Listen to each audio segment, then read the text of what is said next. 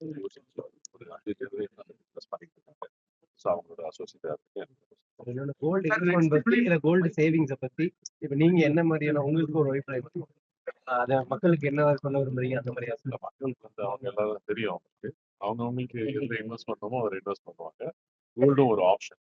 So gold ஒரு நல்ல option அவங்க நினைச்சாங்கன்னா கண்டிப்பா அதை இன்வெஸ்ட் பண்றதுக்கு இவங்க சில ஃபெசிலிட்டிஸ் இ கோல்டு ப்ளஸ் ஆப் அதெல்லாம் வச்சிருக்காங்க. அது மாதிரி பண்ணலாம். இல்லை கோல்டு ETF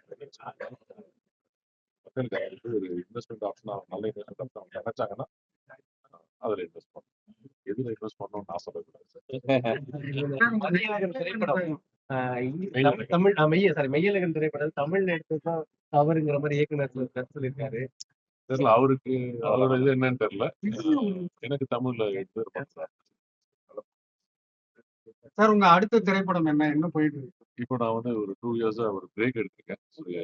பிசினஸ்ல ஏ ரிலேட்டடா சில விஷயங்கள் பண்ணிட்டேன். ஸோ எனக்கு அவர் என்ன பண்ணாரு தெரியாது. பட் என் பிசினஸ்ல நான் என்ன பண்ண போறேன் சார் வந்து என்டர்பிரனர் இல்லையா? ஓகே சார், வாழ்த்துக்கள். நல்லா இருந்துச்சு.